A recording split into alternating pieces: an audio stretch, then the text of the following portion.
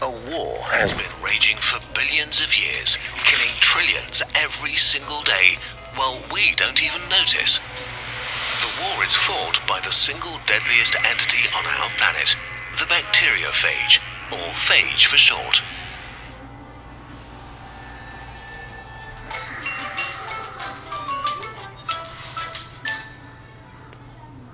A phage is a virus, not quite alive, not quite dead. Also, they look as if someone made them up. Their head is an icosahedron, a sort of dice with 20 faces and 30 edges. It contains the genetic material of the virus and often sits on a long tail that has leg-like fibers. There are more phages on Earth than every other organism combined, including bacteria. And they are probably everywhere living things exist. Billions are on your hands, in your intestines, and your eyelids right now. Which might make you nervous since phages are responsible for the majority of deaths on Earth. But you're lucky. While they do commit genocide for breakfast, they only kill bacteria. Up to 40% of all bacteria in the oceans are killed by them every single day. But phages also have major flaws. Like any other virus, phages need a host to survive and reproduce. They're not much more than genetic material in a hull, and they specialize.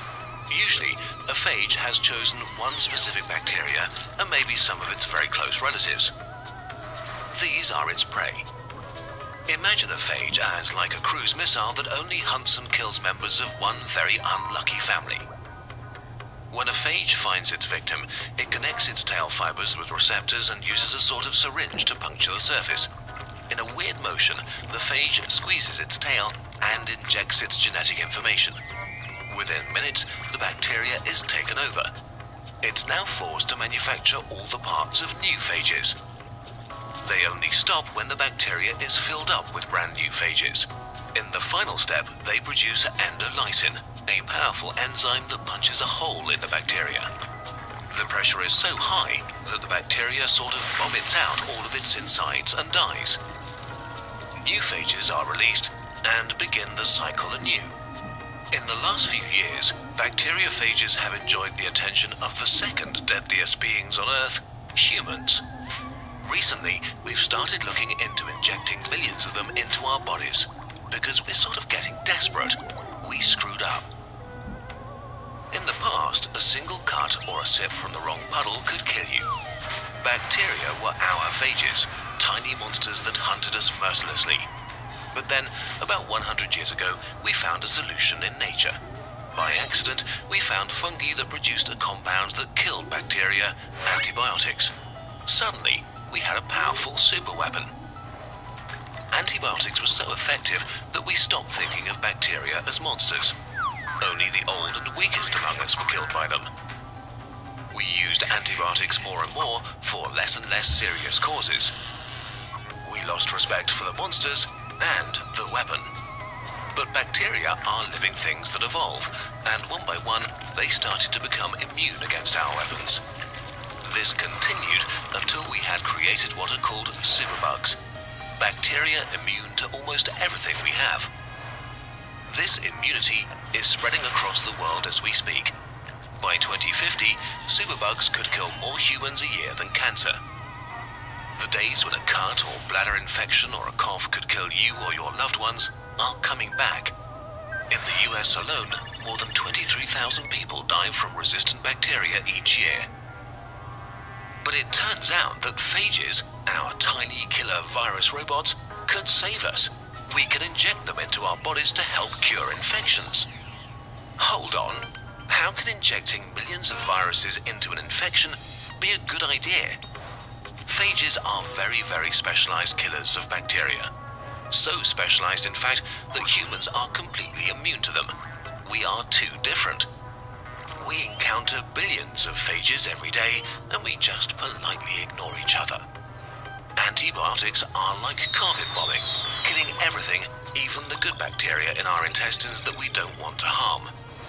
Phages are like guided missiles that only attack what they're supposed to. Wait a minute, if we use phages to kill bacteria, won't bacteria develop ways of defending themselves? Well, it's more complex than that. Phages evolve too. There has been an arms race between them and bacteria for billions of years, and so far, they're doing great.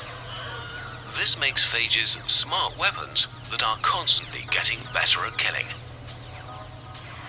But even if bacteria were to become immune against our phage, we still might be able to win.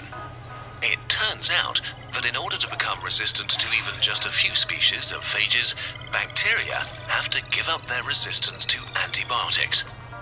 We might be able to trap them in a catch-22. This has already been successfully tested with a patient who had no other hope left. The bacteria Pseudomonas aeruginosa, one of the most feared bacteria, infected the man's chest cavity. They are naturally resistant to most antibiotics and can even survive in alcoholic hand gel. After years of suffering, a few thousand phages were directly inserted into his chest cavity together with antibiotics the bacteria were immune to. After a few weeks, the infections had completely disappeared. Unfortunately, this treatment is still experimental, and pharma companies are still reluctant to invest the necessary billions in a treatment that has no official approval yet. But things are finally changing. In 2016, the largest phage clinical trial to date began, and phages are getting more and more attention. And we better get used to it, because the era in which antibiotics have been our superweapon is drawing to a close. It might be a weird concept, but injecting the deadliest being on planet Earth directly into our bodies could save millions of lives. This video was made possible by a grant from the Bill and Melinda Gates Foundation. If you'd like to support Kurzgesagt, you can do so on patreon.com/Kurzgesagt and get fancy things in return.